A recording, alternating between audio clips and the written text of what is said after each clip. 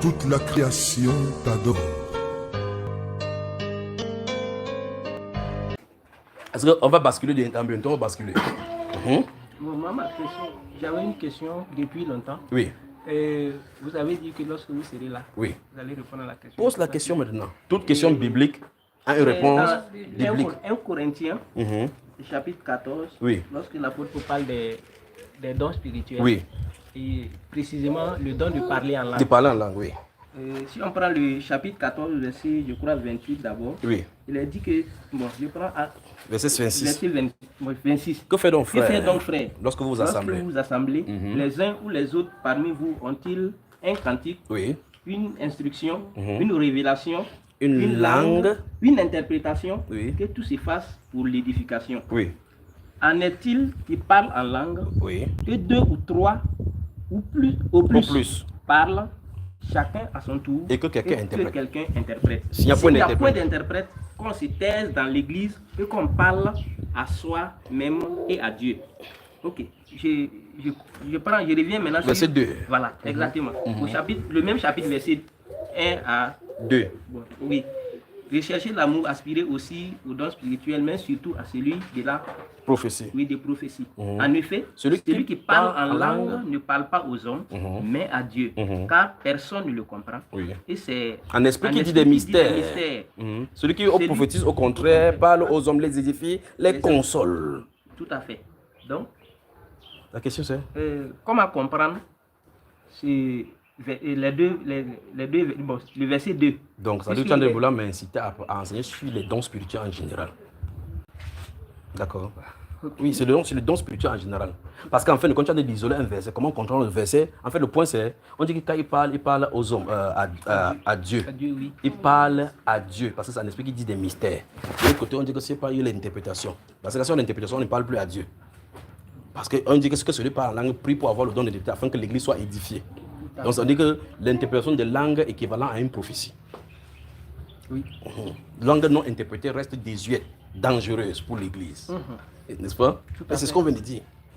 Qu'est-ce que tu veux savoir donc? Donc dans l'assemblée, par exemple, nous sommes à l'assemblée oui. ici. Si quelqu'un, comment on appelle ça, a eu le don de parler en langue, si le Seigneur permet que la personne parle la langue, c'est qu'il y aura parmi nous quelqu'un qui peut interpréter. Non, il peut y avoir quelqu'un qui peut interpréter. Parce qu'on dit que s'il n'y a pas d'interprète, la fenêtre, s'il n'y a pas d'interprète, ça veut dire qu'en fin de compte, il peut ne pas avoir. Ok, donc dans le cas où il n'y a pas d'interprète et que les gens parlent, n'est-ce pas une désobéissance? C'est une désobéissance. Je vais vous expliquer quelque chose maintenant.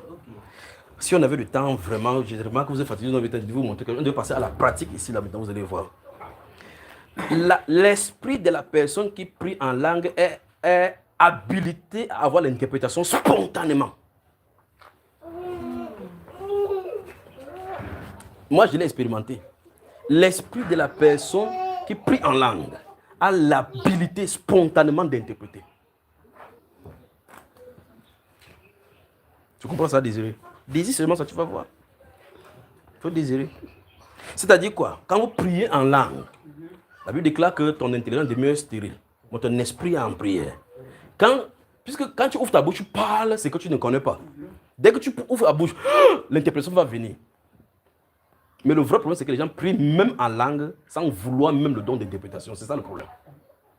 Et donc, vous ne pouvez pas donc passer le temps à faire des choses sans passer le temps dans ces choses-ci. Vous comprenez? Quelqu'un qui prie en langue peut interpréter, il dit bien spontanément sans même réfléchir.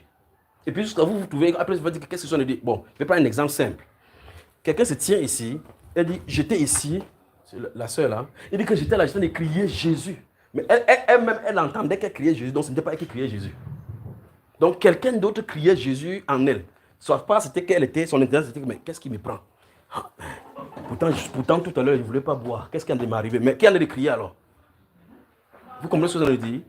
Quelqu'un peut être en train de crier, mais vous entendez, dans l'esprit, elle est en train de prier, intercéder. Et souvent, vous allez entendre quelqu'un dire que quand j'étais en train de faire comme ça, j'étais dans un village, de saccager les choses. Mais pourtant, vous êtes là, arrêtez sa mère, arrêtez, elle va se faire mal. Mais elle est de l'autre côté en train de lutter. Pourtant, elle est là. L'autre dit, quand vous voyez qu'elle faisait comme ça, il y avait un ange là-bas qui faisait sa robe comme ça. Mais vous n'avez pas vu l'ange. Mais elle est en train de voir l'ange dans cette dimension-là. D'accord?